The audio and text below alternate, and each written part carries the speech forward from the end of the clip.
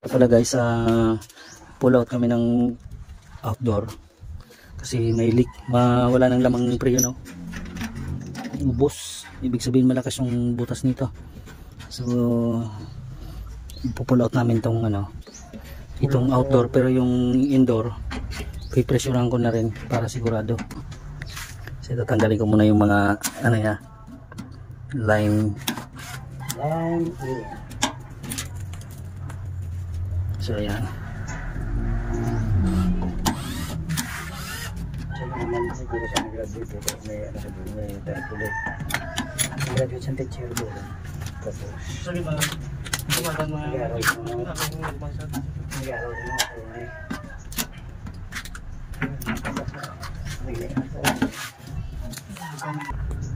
So ayan, tanggalin na muna natin to.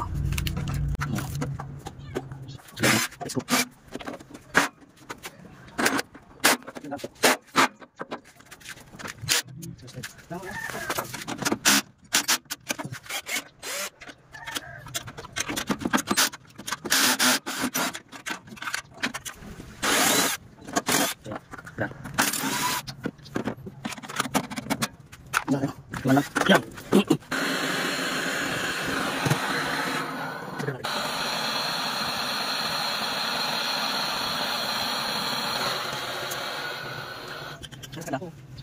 Ito guys, pressure namin yung piping na papunta doon sa indoor para kung sakaling hindi siya bumaba, ito lang bibit-bitin namin papunta sa shop.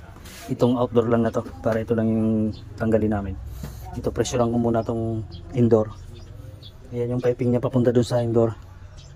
So pag hindi siya bumaba, dito kami magpo-focus sa outdoor. So ayan guys, binabaran ko muna to ng ng karga. 200 yung karga niyan. So dali na muna namin to. Mukhang dito talaga sa outdoor ang problema. Baklasin na namin to.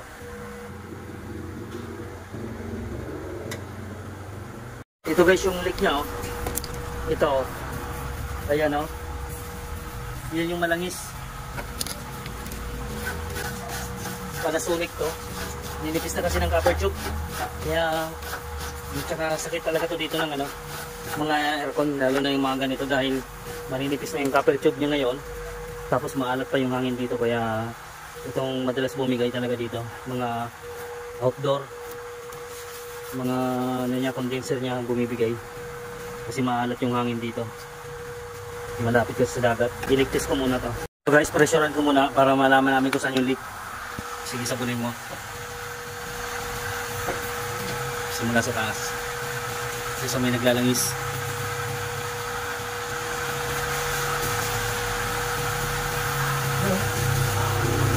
Yun o. So ayan ang leak. Ayan nga. Sige nga. Sige may tubig. Sige mo may tubig.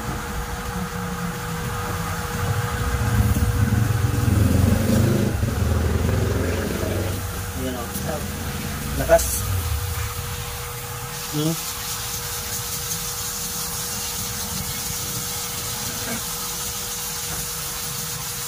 inaangan ko na lang ito lahat para sigurado na hindi ba patay.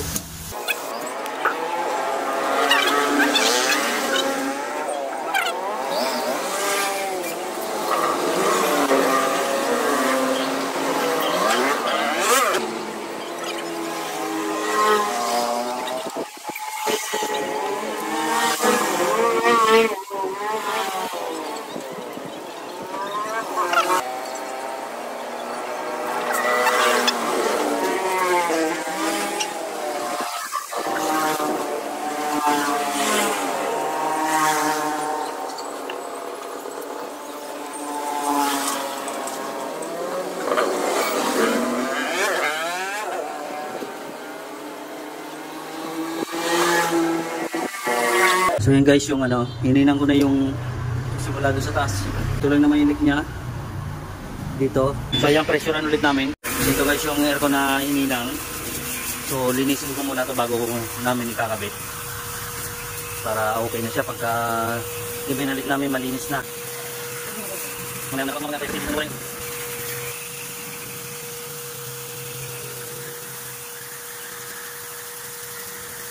Ito guys, malinis na to. ikabit na lang namin yung mga cover niya, tapos i-install na namin ito ulit doon. Ito yung mga leak niya, oh. Hinailangan namin.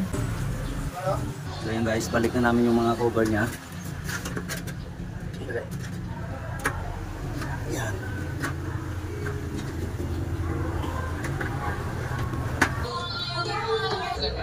Everything is okay.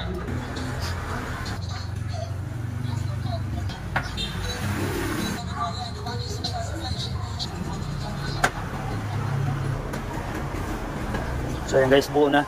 Kakabit na namin to. Wala guys, kinakabit na namin. So dugtungan ko muna to para maihinan ko yung piping. Ito na, nakakabit na yung ano dito. Naibalik na namin dito yung unit, yung outdoor. Putulin ko na. Dadugtungan ko muna tong ano, piping niya.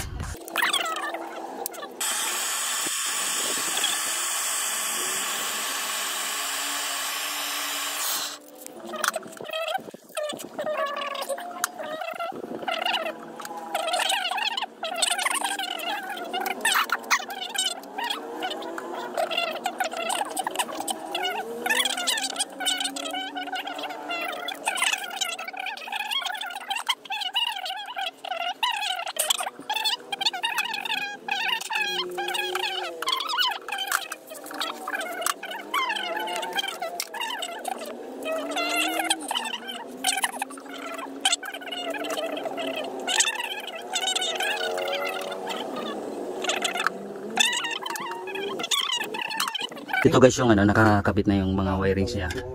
So ilalagay ko na lang din tong ano niya, screw bo, yung mga screw. Sadyan namin ng ano, pre-on. Tagana namin.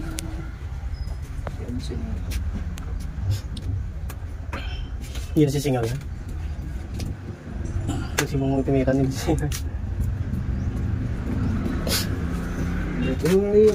Ako ay siya bugda.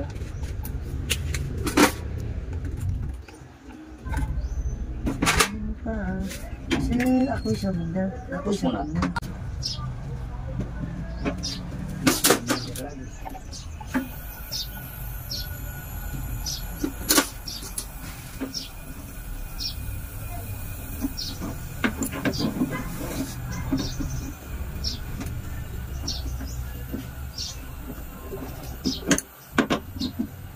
Ito yung sabon.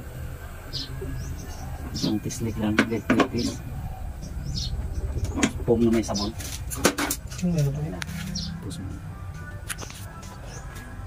So yun guys, ano ko na, may karga na yung Freon. I-on ko na lang doon sa indoor. So yun guys, testing ko na lang to.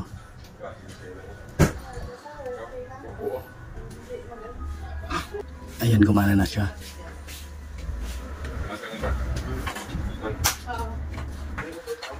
Yan, okay na siya, gumana na. So, kumpletuhin ko lang yung karga doon sa labas.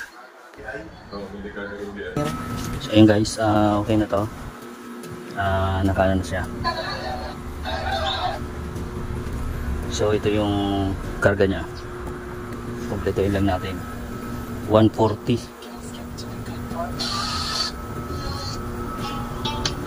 Paano na lang? Yan. So yun guys, malapit na siya, oh. Kunti na lang idadagdag nyo. Ayan, maganda na yung buga niya, umiinit na siya. Condenser niya. So yun guys, 140 na yung karga niya, no. Ayan. So check ko na lang doon sa loob kung okay na ba yung lamig niya. Ayan, okay na yung lamig niya dito. Ayan, oh. Ganda na ng lamig niya. Ayan, okay na yan guys. I-ano ko na lang doon, i-close ko na lang yung ano doon, yung sa outdoor niya. So yan guys, tanggalin na namin. Tanggal na to. Ayan, okay na to. Close ko na lang. Tapos lagay na lang ng takip para makauwi na kami. So yan guys, okay na to. Naka-close na yung ano nyo. Yan. So salamat.